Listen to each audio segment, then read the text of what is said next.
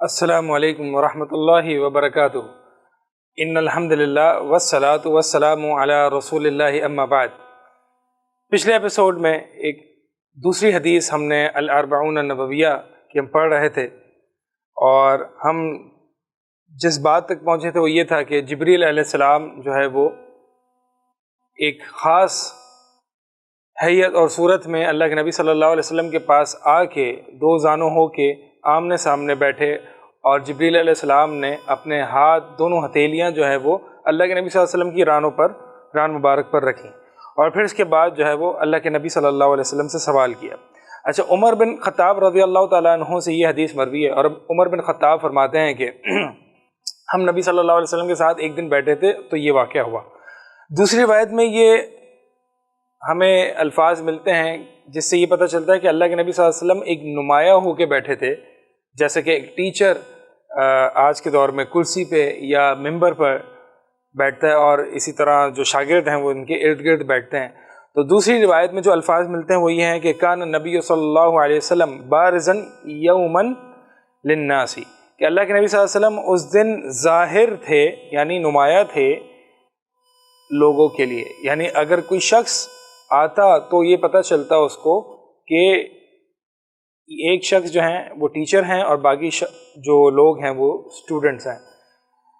اسی طرح ایک اور حدیث میں الفاظ میں روایت کے الفاظ ہیں فَبَنَيْنَا لَهُ دُكَّانًا مِن طِين، کہ صحابہ فرماتے ہیں کہ ہم نے نبی صلی اللہ علیہ وسلم کے لیے ایک اونچی جگہ مٹی کی بنائی تھی، فَيَجْلِسُ عَلَيْهِ، اللہ کے نبی صلی اللہ علیہ وسلم اس پر بیٹھا کرتے تھے، یعنی اس پر بیٹھ کے ہمیں درس دیتے اور ہمیں پڑھاتے تھے۔ تو اس سے یہ پتہ چلتا ہے کہ ایک ٹیچر یا ایک استاد یا ایک شیخ جو ہے وہ ایک نمایاں جگہ پر، جیسے کہ آج کے دور میں کرسیاں وغیرہ ہوتی ہیں یا ممبر ہوتے ہیں، اس پر بیٹھ کے لوگوں کو تعلیم دے سکے، تاکہ لوگ ان کو بآسانی جو ہے وہ دیکھ سکیں، اور لوگوں میں ایک نمایاں ہو سکیں کہ یہ ٹیچر ہیں جو پڑھا رہے ہیں اور باقی جو ہیں وہ ان کے اسٹوڈنٹس ہیں۔ بہرحال پچھلے ایپیسوڈ میں جہاں تک ہماری بات رہ گئی تھی وہ یہ تھی کہ جبریل امین علیہ السلام نے اللہ کے نبی صلی اللہ علیہ وسلم سے آگے پوچھا کہ یا محمد اخبرنی عن الاسلام، مجھے اسلام کے بارے میں خبر دیجیے۔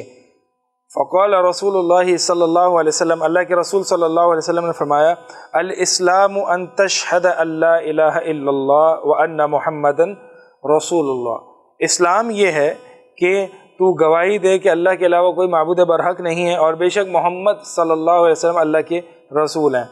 اور اسلام یہ بھی ہے کہ وَتُقِيمَ الصَّلَاةَ، کہ تو نماز قائم کر اور زکوٰۃ ادا کر اور رمضان کے روزے رکھ اور بیت اللہ کا حج کر، اگر تجھ میں یہ راستہ اختیار کرنے کی یعنی حج کرنے کی استطاعت ہے۔ تو یہ اللہ کے نبی صلی اللہ علیہ وسلم سے اسلام کے بارے میں پوچھا گیا ہے کہ اسلام کیا ہے۔ اللہ کے نبی صلی اللہ علیہ وسلم نے بتایا کہ الاسلام، اچھا یہاں پہ عموماً ہوتا یہ کہ جب آپ سے کوئی کوشچن پوچھ رہا ہوتا ہے کہ آپ کا نام کیا ہے، تو آپ یہ پورا سینٹنس ریپیٹ، یعنی کوشچن اپنے آنسر میں ریپیٹ نہیں کرتے کہ میرا نام حنین ہے۔ مطلب آپ سے اگر کوئی کوشچن پوچھتا ہے تو آپ کہتے ہیں حنین، آپ کا نام کیا ہے؟ حنین، ٹھیک ہے، یہ ڈائریکٹ آنسر ہوتا ہے۔ لیکن کبھی کبھار کوشچن کے ورڈز کو ریپیٹ کیا جاتا ہے اس کی ہیبت بتانے کے لیے، اس کی عظمت بتانے کے لیے، یعنی اگر میں یوں کہوں کہ جبریل امین نے پوچھا اللہ کے نبی صلی اللہ علیہ وسلم سے اسلام کے بارے میں مجھے خبر دیجیے، اللہ کے نبی صلی اللہ علیہ وسلم نے جواب دیا الاسلام، اسلام یہ ہے، ٹھیک ہے۔ تو مطلب جس چیز کے بارے میں پوچھا گیا ہے بڑی امپورٹنٹ چیز ہے، جب کوئی بڑی امپورٹنٹ چیز کے بارے میں پوچھا جاتا ہے تو کوشچن کے الفاظ کو یا کوشچن کے سینٹنس کو آنسر میں ریپیٹ کیا جاتا ہے، یہ بتانے کے لیے کوشچنر کو یا سائل کو یہ بتانے کے لیے کہ تم نے جو پوچھا ہے بہت ہی امپورٹنٹ کوشچن اور بہت ہی امپورٹنٹ چیز کے بارے میں پوچھا ہے۔ تو اسلام ان تشہد ان لا الہ الا اللہ، اسلام کیا ہے؟ اسلام یہ ہے کہ تو گواہی دے اللہ الہ الا اللہ۔ بعض اہل علم فرماتے ہیں کہ جب انسان اسلام میں داخل ہوتا ہے تو اشہد ان لا الہ الا اللہ پڑھنا ضروری ہے، اشہد کے الفاظ کے ساتھ۔ اعلم ان لا الہ الا اللہ، یعنی میں جانتا ہوں کہ اللہ کے علاوہ کوئی معبود برحق نہیں، اعلم کے الفاظ استعمال کرنا، یا اشہد کے الفاظ کو بھی استعمال نہ کرنا، نہ اعلم کے الفاظ کو استعمال کرنا، بلکہ یہ کہنا کہ لا الہ الا اللہ، تو اس سے اسلام میں داخل نہیں ہوتا، بلکہ ضرورت ہے اس بات کی کہ اشہد، شہادت کے الفاظ کو ذکر کرے۔ بعض اہل علم نے اس سے یہ اخذ کیا ہے۔ تو اسلام کیا ہے کہ لا الہ الا اللہ کی شہادت دینا، یعنی اللہ کے علاوہ کوئی معبود برحق نہیں ہے، وَأَنَّ مُحَمَّدَ رَسُولُ اللَّهِ اور یہ بھی شہادت دینا کہ محمد رسول اللہ ہیں، اللہ کے رسول ہیں۔ وَتُقِيمَ الصَّلَاةَ اور یہ بھی کہ تو نماز قائم کر۔ یہ اقامہ یقیمو سے ہے، یعنی اقامت الصلاۃ۔ اقامت الصلاۃ کیا ہے؟ یعنی اس کو ہم انگلش میں یہ کہہ سکتے ہیں اسٹیبلشنگ دا پریئر، اسٹیبلش کرنا۔ اسی طرح اردو میں ہم یہ معنی کر سکتے ہیں کہ نماز کا اہتمام کرنا۔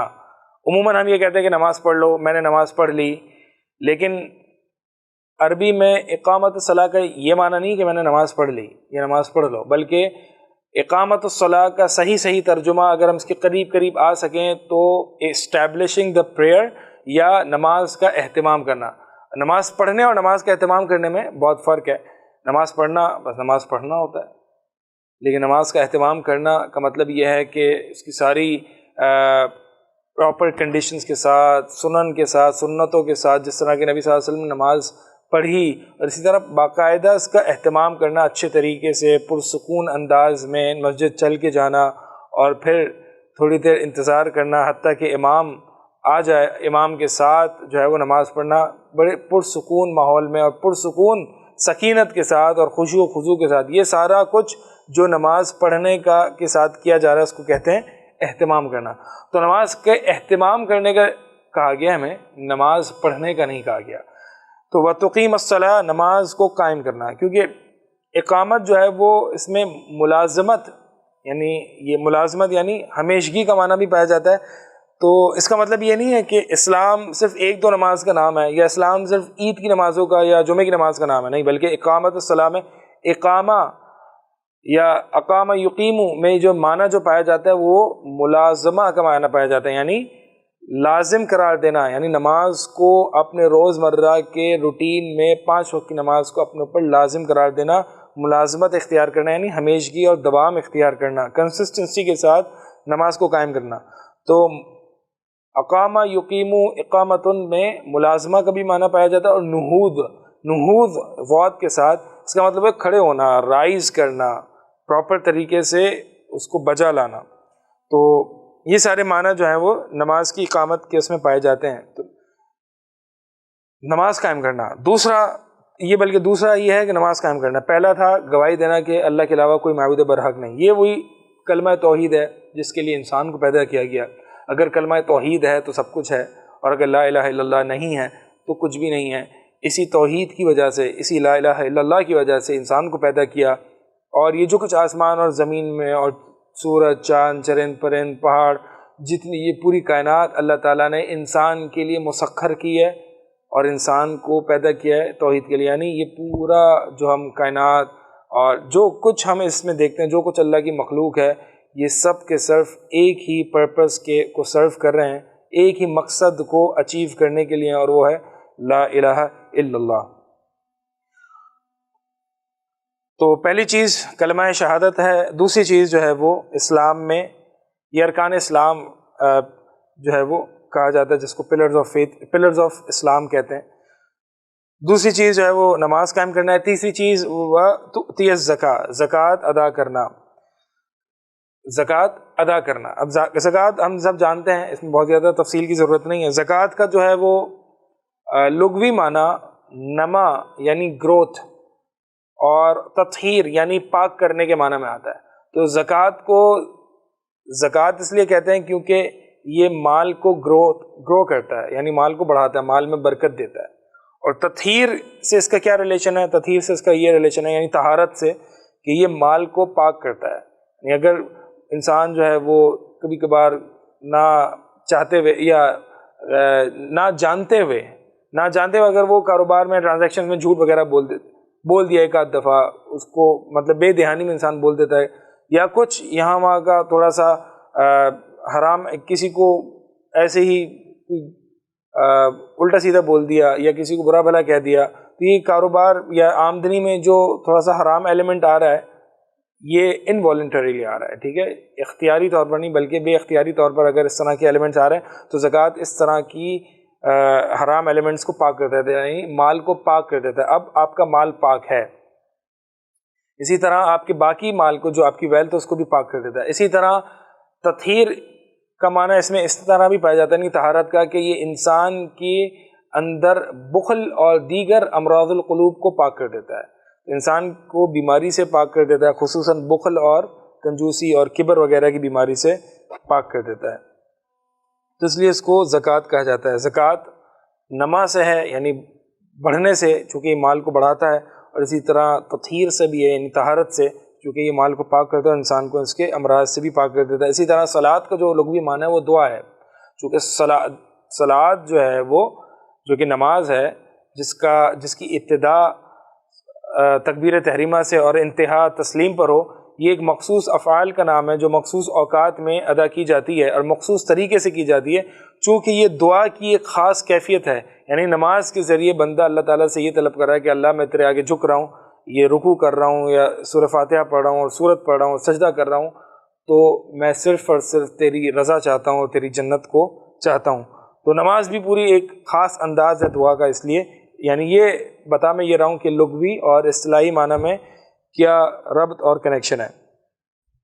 اسی طرح اس کے بعد جو ذکر کیا گیا وہ تصوم رمضان، اور رمضان کے روزے رکھنا، کہ اسلام یہ ہے کہ تو رمضان کے روزے رکھے. اور روزے جو ہے وہ رمضان میں ظاہر سی بات ہے سال میں ایک مہینہ ہے جو کہ فرض ہے انسان پر روزے رکھنا. روزے یعنی صوم یصوم، یہ اس کا لغوی معنی ہے امساک، یعنی روکنا، اپنے نفس کو روکنا کھانے پینے سے، غلاظتوں سے، بری باتوں سے، فحاشی سے اور دیگر امراض سے اور دیگر غلط باتوں سے اپنے آپ کو روکے رکھنا. اور رمضان یعنی رمضان کے روزے رکھنا. پھر اس کے بعد وَتَحُجَّ الْبَيْتَ إِنِ اسْتَطَعْتَ إِلَيْهِ سَبِيلًا، اور اسلام کا یہ جو آخری پلر ہے وہ کیا ہے کہ تو البیت یعنی گھر کا، کس کے گھر کا؟ اللہ کے گھر کا، بیت اللہ. اگرچہ تمام گھر مساجد اللہ ہی کے گھر ہیں، یعنی تمام مساجد بیوت اللہ ہیں، لیکن خاص کر جو حرم ہے جو مکہ میں ہے اس کو بیت اللہ یعنی جو کعبہ ہے اس کو بیت اللہ خاص طور پر اس لیے کہا جاتا ہے کہ ایک شرف اور ایک مقام دینے کے لیے، جیسے کہ کسی شخص کو عبداللہ کہا جائے، جیسے کہ نبی صلی اللہ علیہ وسلم کو عبداللہ کہا گیا قرآن میں اعلیٰ ترین مقامات پر، یعنی اسراء اور معراج کے مقام پر اللہ کے نبی صلی اللہ علیہ وسلم کو عبداللہ کہا گیا. اسی طرح جب جنات کو وہ دعوت دے رہے تھے تو عبداللہ کہا گیا اللہ کے نبی کو. اسی طرح قرآن کو جب یعنی قرآن کا مقابلہ کرنے کی بات ہے اور لوگوں کو چیلنج کیا تو وہاں پہ اللہ کے نبی صلی اللہ علیہ وسلم کو عبداللہ کہا گیا. الغرض بتانا مقصد یہ ہے کہ ہم سب عبداللہ ہیں، اللہ کے بندے ہیں، لیکن وہاں پہ ایک خاص ایک مقام اور ایک شرف، نوبلٹی ظاہر کرنا مقصد ہوتا ہے، اس لیے اللہ تعالیٰ ایک خاص چیز کی اپنی طرف نسبت کر لیتا ہے. تو یہاں پہ بھی بیت اللہ کی یعنی وہاں جو کعبہ ہے یا جو مسجد الحرام ہے خاص طور پر اپنی طرف اضافت یا اپنی طرف نسبت اس لیے کی ایک شرف اور مقام ظاہر کرنے کے لیے. تو بیت اللہ کا حج کرے اگر تجھ میں طاقت ہو. طاقت ظاہر سی بات ہے مالی اور جسمانی طاقت ہو، مالی طاقت بھی ہونی چاہیے اور جسمانی طاقت بھی ہونی چاہیے. یہ اسلام اللہ کے نبی صلی اللہ علیہ وسلم نے اسلام کی تشریح ان اعمال سے کی. اگر آپ نوٹ کریں تو یہ جتنے بھی اعمال دکھائی دے رہے ہیں یعنی جتنے بھی اللہ کے نبی صلی اللہ علیہ وسلم نے اسلام کے ارکان ذکر کیے ہیں یہ اعمال ظاہرہ ہیں، یعنی apparent actions of the body ہیں جو کہ ہاتھ پاؤں وغیرہ سے کیے جائیں. تو یہ جسمانی اعمال بھی ہیں اور جسمانی عبادات بھی ہیں اس میں اور مالی عبادات بھی ہے، اور کچھ ایسی عبادات ہیں جس میں جسمانی اور مالی دونوں ہیں. مثال کے طور پر نماز وہ صرف جسمانی عبادت ہے، اسی طرح زکوٰۃ وہ صرف مالی عبادت ہے، اور جو حج ہے وہ جسمانی بھی ہے اور مالی عبادات بھی ہیں. بہرحال مقصد یہ ہے کہ یہ اسلام میں اللہ کے نبی صلی اللہ علیہ وسلم نے کو ایکسپلین یا پلرز وہ آئیڈینٹیفائی کیے جو صرف اعمال ظاہرہ ہیں، یعنی جو ہاتھ یا مال وغیرہ سے کیے جائیں. تو ہم یہ جانتے ہیں کہ اسلام میں دو طرح کے اعمال ہوتے ہیں، ایک اعمال ظاہرہ جو کہ ظاہری اعضاء سے یا لمبز سے کیے جاتے ہیں، ہاتھ پاؤں ان چیزوں سے اعمال کیے جاتے ہیں، اور ایک ہے اعمال باطنہ جو کہ دل سے کیے جاتے ہیں جن کو افعال یا اعمال القلوب بھی کہا جاتا ہے، دل سے کیے جانے والے اعمال. تو اسلام کی تشریح اللہ کے نبی صلی اللہ علیہ وسلم نے اعمال ظاہرہ سے کیے، اور آگے آ رہا ہے ایمان کی تشریح. ایمان کو اللہ کے نبی صلی اللہ علیہ وسلم نے اعمال باطنہ سے ایکسپلین کیا ہے. تو انشاءاللہ ہم اسلام اور ایمان کے فرق میں اور بھی یہ باتیں ذکر کریں گے. الغرض یہاں پہ جو مقصد ذکر کرنا تھا وہ یہ تھا کہ اسلام میں صرف اعمال ظاہرہ نہیں ہوتے بلکہ اعمال باطنہ بھی ہوتے ہیں. اس کو ہم انشاءاللہ آگے کو ذکر کریں گے جب ایمان کی بات مکمل ہو جائے گی.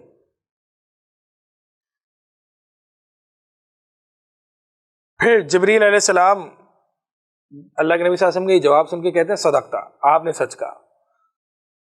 عمر کہتے ہیں بن خطاب رضی اللہ عنہ فعجبنا لہو ای فعجبنا منہ، ہم نے تعجب کیا ان پر کہ یسألوہ، کیوں تعجب کیا کہ وہ پوچھ بھی رہے ہیں اور پھر اس کی تصدیق بھی کر رہے ہیں. یعنی اگر آپ کسی سے سوال کریں اور پھر وہ جواب کے بعد آپ کہیں جی ہاں بالکل ایسا ہے، یور آنسر از کریکٹ، تعجب ہوگا نا سائل کو بھی اور لوگ جو بیٹھے ان کو بھی کہ یہ سوال بھی خود ہی کر رہا ہے اور پھر جواب کی تصدیق بھی خود ہی کر رہا ہے. تو اس لیے عمر بن خطاب فرماتے ہیں کہ ہمیں تعجب ہوا ان سے کہ عموماً یہ رویہ ایک سائل کا نہیں پایا جاتا. پھر جبریل علیہ السلام جو ہے وہ کہتے ہیں کہ فاخبرنی عن الایمان، فاخبرنی عن الایمان، بس اب مجھے ایمان کے بارے میں خبر دیجئے.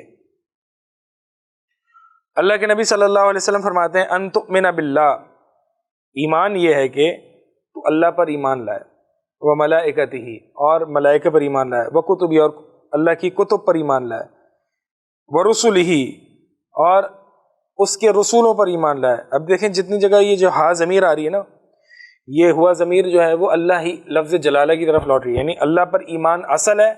پھر اللہ پر ایمان لانے کے بعد اللہ کی کتابوں پر، اللہ کے ملائکہ پر، اللہ کے رسول پر، یہ صرف اللہ کے ایمان کی برانچز ہیں. اصلاً اللہ پر ایمان ہے. والیوم الآخر، اسی لیے آپ قرآن میں دیکھیں گے اکثر ایمان باللہ و ایمان بالیوم الآخر، ان دو چیزوں کو اکثر ساتھ لایا گیا ہے. ایمان بالرسل، ایمان بالملائکہ، ان کو ساتھ نہیں لایا گیا. کیوں؟ کیونکہ ایمان باللہ میں ایمان بالرسل بھی آ جاتا ہے، ایمان بالملائکہ بھی آ جاتا ہے، اور ایمان بکتب ہی، یعنی اللہ کی کتابوں پر بھی ایمان آ جاتا ہے. یعنی مثال کے طور پر جب اللہ پر ایمان لاتا ہے بندہ تو اللہ کی دیوی بھیجے ہوئے رسول، اللہ کی اتاری گئی کتابیں، اللہ کے ملائکہ، ان تمام چیزوں پر ایمان لازمی لائے گا. ٹھیک ہے، تو عموماً جب قرآن میں ایمان باللہ و ایمان بیوم الآخر ساتھ آتا ہے تو ایمان باللہ میں یہ ساری چیزیں داخل ہوتی ہیں. تو ایمان کیا ہے؟ اللہ پر ایمان، ملائکہ پر ایمان، کتابوں پر ایمان، رسولوں پر ایمان، یوم آخرت پر ایمان، اور یہ کہ تو تقدیر پر ایمان لائے، خیر اور شر. اس کو کہتے ہیں 6 آرٹیکلز آف فیتھ، یہ ارکان ستہ، ایمان کے ارکان ستہ. اگر ان میں سے کوئی بھی ایک انسان، کوئی کسی پر بھی ایمان نہیں ہوگا تو انسان دائرہ اسلام سے خارج ہو جائے گا. جس طرح سے اسلام کے 5 ارکان میں سے اگر کسی ایک چیز پر بھی ایمان نہیں ہوگا تو انسان دائرہ اسلام سے خارج ہو جاتا ہے. اب پہلی چیز کیا ہے؟ ایمان باللہ، اللہ پر ایمان لانا. اللہ پر ایمان لانا کیا ہے؟ اللہ پر ایمان لانا 4 چیزوں کا نام ہے. اللہ کے وجود پر ایمان لانا کہ اللہ تعالیٰ موجود ہے اپنی ذات کے ساتھ عرش پر، جیسے اس کی شان کے لائق ہے. الرحمن علی العرش استوى بائن عن خلقہ، اللہ تعالیٰ اپنی مخلوق سے جدا اور عرش پر مستوی ہے جیسے اس کی شان کے لائق ہے.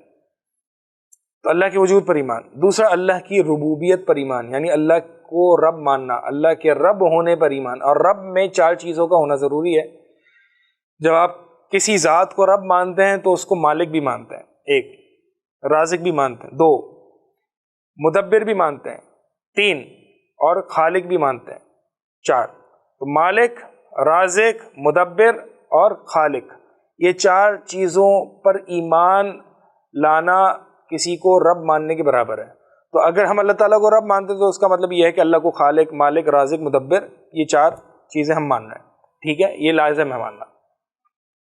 تو دوسری چیز اللہ کی ربوبیت پر ایمان، اللہ کے رب ہونے پر ایمان. تیسری چیز اللہ کی الوہیت پر ایمان، یعنی اللہ کو معبود ماننا، اکیلا معبود ماننا کہ کوئی معبود برحق نہیں ہے سوائے اللہ کے، کوئی معبود برحق نہیں سوائے اللہ کے. اگر میں قیام کروں گا تو صرف اللہ کے آگے، نظر و نیاز دوں گا تو صرف اللہ کے نام کی، سجدہ کروں گا تو صرف اللہ کے آگے، مانگوں گا تو صرف اللہ ہی سے مانگوں گا، رکوع کروں گا تو صرف اللہ ہی کے آگے کروں گا، مشکل کشا، حاجت روا، یہ سب صرف میرا اللہ ہی ہے، اس کے علاوہ اور کوئی نہیں. یہ ہے الوہیت، کہ اللہ ہی کو عبادت میں اکیلا ماننا. تو اللہ کو معبود ماننا، اللہ کو رب ماننا، اللہ کا وجود ماننا، اور چوتھی چیز جو ہے وہ اللہ تعالیٰ کے اسماء و صفات جو کہ قرآن اور حدیث میں وارد ہوئے ہیں، جیسے وارد ہوئے ہیں ویسے ہی ماننا۔ مثال کے طور پر اللہ تعالیٰ علیم ہے، اللہ تعالیٰ خوب جاننے والا ہے، جیسے وارد ہوئے ہیں اللہ تعالیٰ کو علیم ماننا۔ اسی طرح اللہ تعالیٰ نے آدم علیہ السلام کو اپنے دونوں ہاتھوں سے پیدا کیا، تو اللہ تعالیٰ کے دونوں ہاتھوں کو ماننا، کیسے ہیں ہاتھ، جیسے اس کی شان کے لائق ہیں، بغیر کسی مخلوق کے ساتھ تشبیہ دیے، بغیر تمثیل کے، بغیر اللہ کی صفات کی کیفیت بیان کیے، اور بغیر انکار کے یعنی تعطیل کے۔ تو ان تمام چیزوں کے بغیر اللہ تعالیٰ کو، اللہ تعالیٰ کے اسماء و صفات کو جیسے کہ وہ قرآن و حدیث میں آئے ہیں ان کو تسلیم کرنا، ان کو ماننا، یہ اللہ تعالیٰ کے اسماء و صفات کے ایمان کے برابر ہے۔ تو ایمان باللہ میں چار چیزیں ہیں: اللہ کا وجود، اللہ کو رب ماننا، اللہ کو معبود ماننا، اللہ تعالیٰ کی اسماء و صفات کو پر ایمان لانا۔ دوسری چیز ملائکہ پر ایمان لانا۔ ملائکہ پر ایمان لانے کا مطلب کیا ہے؟ ملائکہ پر ایمان لانے کا مطلب جو اصل تو یہی جو قرآن حدیث میں ملائکہ کے بارے میں آئے ہیں، چاہے وہ ملائکہ کے نام ہوں، چاہے وہ ملائکہ کی ڈیوٹیز ہوں، چاہے وہ ملائکہ کی صفات ہوں، ان سب پر ایمان رکھا جائے۔ مثال کے طور پر جبریل امین علیہ السلام، یہ جبریل نام آیا، ہم نے ماننا ہے کہ جبریل کا نام جبریل ہی ہے۔ ان کی ڈیوٹی کیا ہے؟ وہ وحی کے فرشتے ہیں، تو ان کی ڈیوٹی جو ہے وہ اللہ سے وحی لے کے انبیاء اور رسل تک وحی کو لانا، تو یہ وحی پر جو ہے وہ ان کی ڈیوٹی ہے، تو یہ ڈیوٹی بھی مان لینا۔ اسی طرح ان کے کریکٹرسٹکس کیا ہیں قرآن حدیث میں آتے ہیں، جیسے کہ 600 پر اللہ کے نبی صلی اللہ علیہ وسلم پر جب پہلی وحی اتری تو جبریل امین 600 پر کے ساتھ جو ہے وہ پورے ہورائزن کو، پورے آفاق کو گھیرا ہوا تھا۔ یہ صفات ہے کچھ جبریل امین کی ہے کہ وہ امین بھی ہیں، امانت دار ہیں، ذی قوت عند ذی العرش مکین، بڑے قوت والے بھی ہیں، یہ صفات ہیں۔ تو یہ کچھ ملائکہ، اور ملائکہ کے بارے میں یہ بھی آتا ہے کہ وہ جو کچھ اللہ تعالیٰ حکم دیتے ہیں، اللہ تعالیٰ کا حکم کو بجا لاتے ہیں، وہ نافرمانی نہیں کرتے۔ جتنی بھی الغرض، جتنی بھی صفات، نام، ڈیوٹیز، کریکٹرسٹکس، یہ سب ملائکہ کے بارے میں جو آئی ہیں قرآن حدیث میں، ہم نے ایز اٹ از اس کو تسلیم کرنا ہے۔ ہم نے اس میں اپنی عقل نہیں لڑانی ہے کہ سائنس نے تو اس کو نہیں، سیٹلائٹ تو اس کو کہیں ٹریس نہیں کر پا رہی، کہاں ہے ملائکہ، کہاں اتر ہیں، ہمیں تو نہیں دکھ رہے، ہمیں جو صرف چیزیں دکھیں گی ہم وہی مانیں گے۔ نہیں، جو چیز ہمیں دکھے گی صرف وہی مانیں گے، یہ تو آپ کی اپنی عقل ہے نا۔ ضروری تھوڑی ہے کہ جو چیز آپ کو دکھے وہی صرف موجود ہے، اور جو چیز آپ کو نہیں دکھے وہ چیز آپ کو موجود نہیں ہے، وہ چیز موجود نہیں ہے۔ یہ تو ایک تکبر ہے، یہ تو ایک کہہ لیں وہم پرستی اور مت ہے کہ جو چیز آپ کو دکھے گی وہی آپ مانیں گے۔ تو ملائکہ ہیں، بالکل ہیں، کہاں ہیں ہمیں نہیں پتہ، کیسے ہیں ہمیں بھی نہیں پتہ، کہاں ہیں۔ عموماً یہ آسمانی مخلوق ہے اور زمین وغیرہ پر بھی نازل ہوتے ہیں، جیسے کہ احادیث وغیرہ میں بھی آتا ہے کہ جو لوگ پڑھنے پڑھانے بیٹھے ہوتے ہیں، اللہ تعالیٰ کی کتاب کو، قرآن کو پڑھ رہے ہوتے ہیں، تو ملائکہ حاضر ہوتے ہیں اس میں، اور سکینت طاری ہوتی ہے اس مجلس میں۔ بہرحال یہ آسمانی، عموماً جو ملائکہ جو ہیں وہ آسمانی مخلوق ہیں۔ تو جو کچھ ملائکہ کے بارے میں آیا ایز اٹ از تسلیم کرنا، کیونکہ انسان جب اللہ کو پر ایمان لے آتا ہے تو اللہ کی بتائی ہوئی خبروں پر بھی ایمان لاتا ہے۔ یہ کیسا آج کل مسلمانوں کا ایمان ہے کہ اللہ پر تو ایمان لے آئے لیکن اللہ کی بتائی ہوئی باتوں پر اپنی عقل لڑانا شروع کر دے کہ یہ ملائکہ پتہ نہیں ایگزسٹ کرتے نہیں کرتے، یہ کوئی توہمات تو نہیں ہے، سائنس سے تو ثابت نہیں ہو رہا، وغیرہ وغیرہ۔ پھر جب اللہ پر ایمان لائے تو پھر اللہ کی بتائی ہوئی چیزوں پر بھی ایمان لے آئے۔ یہ تو تضاد ہے۔ افتؤمنون ببعض الکتاب وتکفرون ببعض، بعض کتاب پر ایمان لانا، بعض پر نہ لانا، بعض دین پر ایمان لانا، بعض دین پر ایمان نہ لانا، یہ تو کفر ہے۔ اس کے بعد جو ہے وہ وکتبہ، کہ اللہ کی بھیجی گئی نازل کردہ کتابوں پر ایمان لانا، اللہ تعالیٰ کی بھیجی گئی نازل کردہ کتابوں پر ایمان لانا۔ کتابوں پر ایمان لانے کا مطلب کیا ہے؟ کتابوں پر ایمان لانے کا مطلب یہ ہے کہ اللہ تعالیٰ نے جو کتابیں نازل کی ہیں اپنے رسولوں پر، جن کا تذکرہ قرآن اور حدیث میں ملتا ہے، جیسے کہ زبور ہے، تورات ہے، انجیل ہے، انجیل عیسیٰ علیہ السلام پر نازل کی گئی ہے، یہ ساری کتابیں، جو کچھ ہمیں کتابوں کے بارے میں انفارمیشن، خبریں دی گئی، ہم ان کی تصدیق کریں کہ ہم ایمان لاتے ہیں کہ مثال کے طور پر انجیل عیسیٰ علیہ السلام پر نازل کی گئی، اور جو کچھ اس میں تھا ہے وہ برحق ہے، جو کچھ ابھی بھی جو ان چینجڈ ہے، اگرچہ ابھی تو انجیل میں تعریف ہو چکی ہے اور بہت ساری چیزیں چینج ہو چکی ہیں، لیکن چینجز سے پہلے جو کچھ تھا وہ برحق تھا، اللہ کی طرف سے تھا اور عیسیٰ علیہ السلام پر نازل کی گئی تھی۔ تو جو بھی سابقہ کتب سماوی ہیں، ریویلڈ بکس ہیں، ان پر ایز اے ہول جنرل ایمان مطلوب ہے، کہ جنرل ایمان سے مطلب میری مراد یہ ہے کہ اللہ کی طرف سے تھیں، اللہ تعالیٰ نے عیسیٰ علیہ السلام پر نازل کی، اور جو کچھ اس میں ہے برحق ہے، اللہ تعالیٰ کے احکامات ہیں، عدل پر مبنی ہیں، جو کچھ اس میں ہے، ابھی ہمیں نہیں پتہ کہ اس میں کیا ہے، تو من حیث الجملہ یعنی ایز اے جنرلی ان پر ایمان لانا ہے. لیکن جو قرآن ہے اس پر تفصیلاً ایمان لانا ہے. تفصیلاً مطلب ہر قرآن کی آیت پر، اس کی ڈیٹیلز پر ایمان لانا ہے، کہ ہر قرآن کی آیت کو پڑھو اور اس پر ایمان لاؤ. یہ ہے قرآن پر ایمان لانا. اسی طرح رسولوں پر ایمان لانا وہ بھی اسی طرح ہے جیسے کہ کتابوں پر ایمان لانا، کہ جن رسولوں کے نام قرآن اور حدیث میں ذکر کیے گئے ہیں کہ اللہ تعالیٰ نے ہمیں یہ بتایا کہ میں نے فلاں رسول بھیجے ہیں، تو ہم یہ ایمان لائے کہ اللہ تعالیٰ نے یہ رسول بھیجے ہیں، برحق ہیں، اللہ کی طرف سے ہیں، تبلیغ کی ہے اور توحید کی طرف دعوت دی ہے. یہ ایمان لانا. اور اسی طرح جو سابقہ رسل ہیں ان پر جنرلی ایمان لانا، یعنی من حیث الجملہ ایمان لانا، اور جو ہمارے رسول یعنی محمد صلی اللہ علیہ وسلم ہیں ان پر تفصیلاً ایمان لانا، یعنی ان کی احادیث پر جو انہوں نے ہمیں بتایا ہے، جو رہنمائی کی ہے، جو احادیث ہیں، جو ان کے افعال ہیں، ان تمام افعال احادیث پر ایمان لانا. یہ تمام احادیث برحق ہیں، اللہ کی طرف سے وحی ہیں، اس پہ اپنی عقل لڑانا یہ ایمان کے منافی چیزیں ہیں. اسی طرح یوم آخرت پر ایمان لانا. یوم آخرت پر ایمان لانے کا مطلب یہ ہے کہ جیسے کہ بعض روایت میں الفاظ آتے ہیں وَبِلِقَائِهِ ای ان تؤمن بِلِقَائِهِ، یعنی بعض روایت میں الفاظ ہیں کہ آپ اللہ کی ملاقات پر ایمان لے آؤ. بعض روایت میں الفاظ ہیں وَبَعْث بَعْدَ الْمَوْتِ، یعنی مرنے کے بعد دوبارہ اٹھائے جانے پر ایمان لانا. اچھا، یہ جو میں اس طرح کی باتیں ذکر کر رہا ہوں کہ بعض روایت میں یہ الفاظ ہیں، بعض روایت میں یہ الفاظ ہیں، تو یہ اس اصول اور قاعدے کے تحت ہوتا ہے کہ الاحادیث تفسر بعضها بعضا، کہ احادیث جو مختلف طرق اور سندوں سے مروی ہوتی ہے، کچھ طرق میں یا کچھ اسانید سے جو حدیث آتی ہے اس میں کچھ زائد الفاظ ہوتے ہیں، کچھ یعنی حدیث ایک ہی ہوتی ہے، اس میں کچھ الفاظ زائد ہوتے ہیں، کچھ الفاظ مختلف ہوتے ہیں. تو جب ہم تمام احادیث یعنی ایک ہی موضوع، یعنی یہ جو حدیث جبریل ہمارے ہاتھ میں ہے، حدیث جبریل سے متعلق ہم جتنے طرق جمع کر لیں اور تمام الفاظ کو جب ایک سامنے رکھیں، تو اس سے ہوتا یہ ہے کہ بعض احادیث بعض کو ایکسپلین کر رہی ہوتی ہیں. اب مثال کے طور پر میں نے آپ سے یہاں پہ ذکر کیا کہ ایمان بالیوم الآخر، یہ کیا ہے؟ جیسے کہ بعض روایت میں آتا ہے کہ ایمان بلقاء اللہ، یعنی اللہ تعالیٰ سے ملاقات کا ایمان، ملاقات پر ایمان لانا. اسی طرح بعض روایت میں بعث بعد الموت، مرنے کے بعد دوبارہ زندہ اٹھایا جانا. تو یعنی حدیث ایک دوسرے کی تفسیر بیان کر رہی ہیں کہ ایک حدیث میں ہے کہ یوم آخرت کیا ہے؟ اللہ تعالیٰ سے ملاقات کا دن. اللہ تعالیٰ سے ملاقات کا دن کب ہوگا؟ جب مرنے کے بعد دوبارہ انسان زندہ اٹھایا جائے گا. تو یہ احادیث کو جمع کرنے کے بارے میں ہمیں یہ علم ملتا ہے.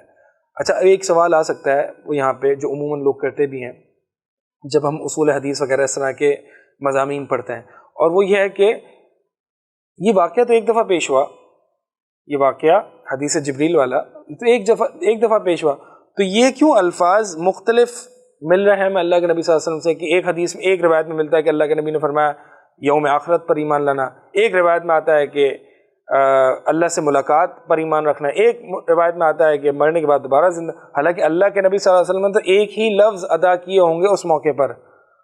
تو اس کا مطلب یہ ہے کہ جو نیریٹرز ہیں یعنی جو روات ہیں یا جو صحابہ میں سے جو صحابی روایت کر رہے ہیں، مثال کے طور پر یہ عبداللہ بن عمر کی طرف سے بھی روایت ملتی ہے، یعنی عمر بن خطاب سے بھی روایت ملتی ہے، ابو ہریرہ رضی اللہ تعالیٰ عنہ سے بھی ملتی ہے، اور بھی صحابہ اور تابعین سے یہ طرق سے یہ حدیث ملتی ہے. تو اس کا مطلب کیا ہے کہ صحابہ نے نبی صلی اللہ علیہ وسلم کے الفاظ میں چینجز کیے. تو بالکل ایسا ہی ہے کہ بعض احادیث جو ہیں وہ روایت بالمعنی اس کو کہا جاتا ہے، یعنی معنی کے اعتبار سے روایت کی جاتی ہیں. ایک ہوتا ہے روایت باللفظ، یعنی بالکل ڈٹو جو نبی صلی اللہ علیہ وسلم نے لفظ ادا فرمائے ہیں وہ، اور بعض احادیث روایت بالمعنی یعنی معنی کے اعتبار سے روایت کی جاتی ہیں کہ اللہ کے نبی صلی اللہ علیہ وسلم نے کہ معانی محفوظ ہیں. تو روایت بالمعنی جو ہے وہ محدثین کے نزدیک بالکل جائز ہے، اس میں کوئی مسئلہ نہیں ہے. عموماً اس سے ہمیں یہ فائدہ ہوتا ہے کہ احادیث جو ہیں وہ ایک دوسرے کی تفسیر کرتی ہیں. بہرحال یوم آخرت پر ایمان لانے کا مطلب یہ ہے، یوم آخرت کو عموماً یوم آخرت اس لیے کہا جاتا ہے کیونکہ یہ وہ دن ہوتا ہے، اور دن جو ہے اس کا تعین کیسے ہوتا ہے؟ سورج کے طلوع اور غروب سے۔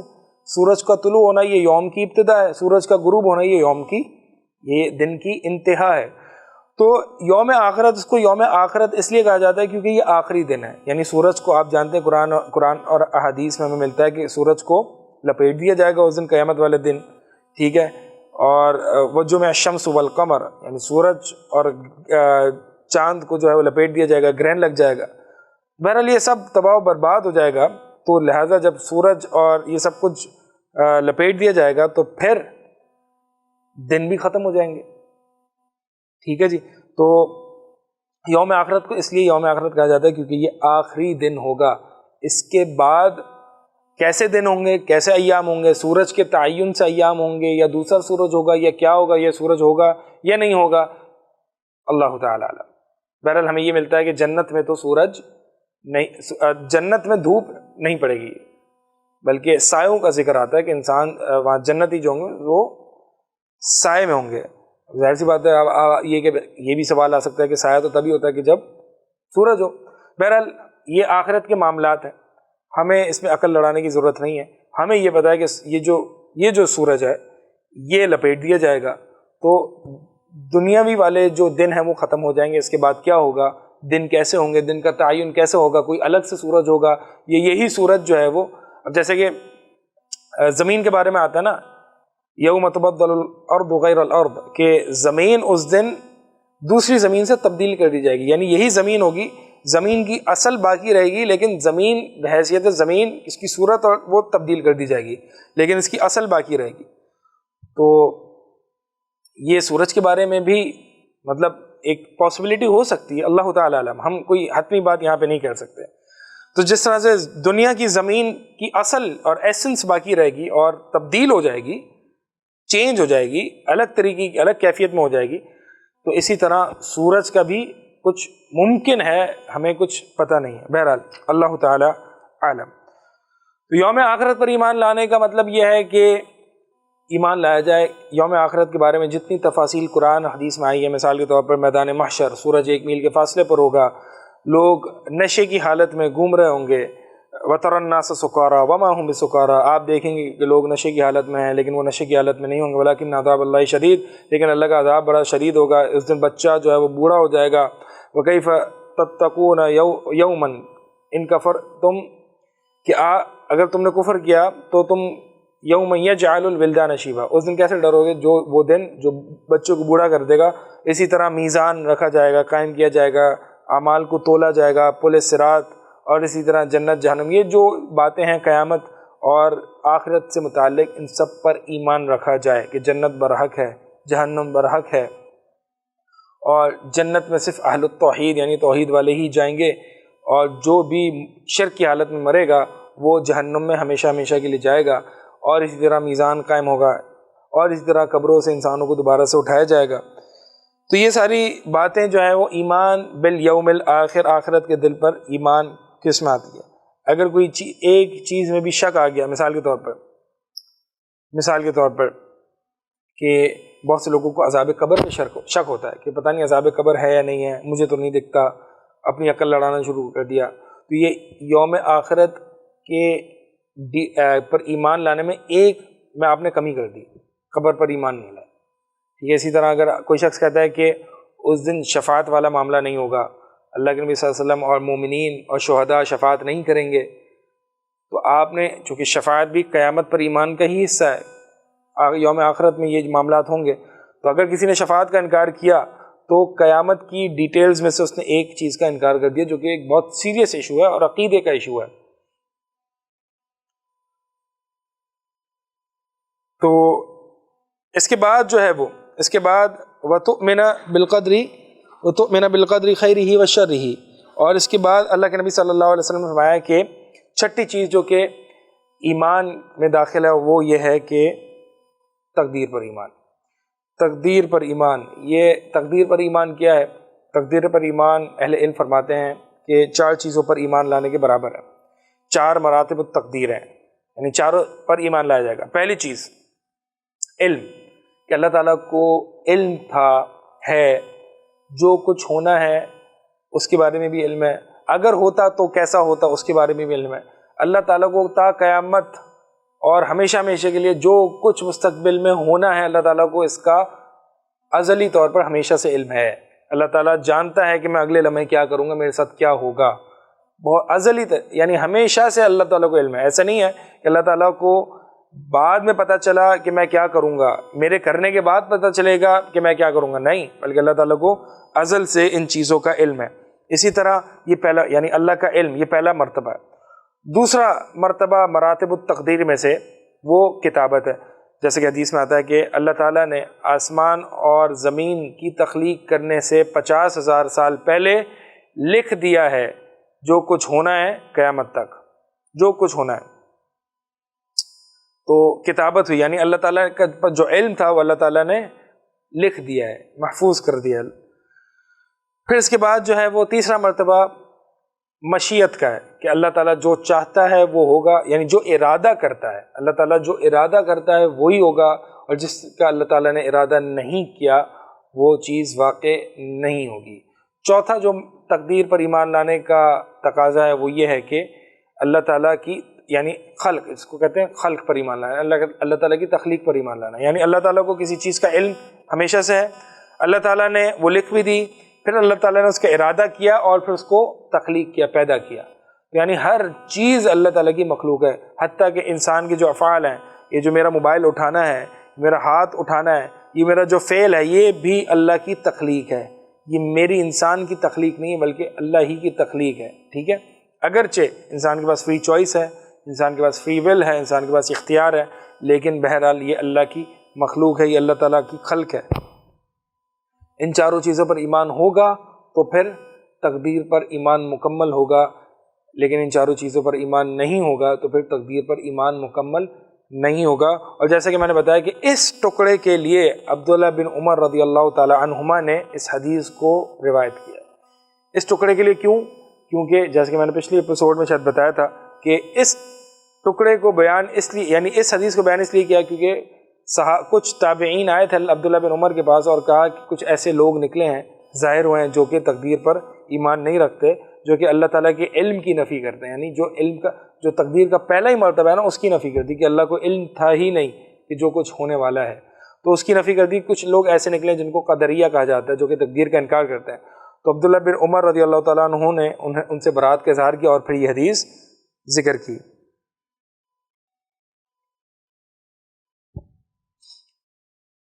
باقی اس کے بعد جو ہے وہ ایک اللہ کے نبی صلی اللہ علیہ وسلم نے یہاں پہ 3 مراتب ذکر کیے ہیں حدیث جبریل میں، ایک ہے اسلام، دوسرا ہے ایمان، تیسرا ہے احسان۔ تو احسان کیا ہے اور پھر اس کے بعد جو جبریل امین علیہ السلام نے قیامت کی علامات کے بارے میں سوال کیا ہے وہ انشاءاللہ ہم نیکسٹ ایپیسوڈ میں کریں گے۔ انٹل دین آپ کے بھائی حنین حبیب، جزاکم اللہ خیر، بارک اللہ فیکم، السلام علیکم ورحمۃ اللہ وبرکاتہ۔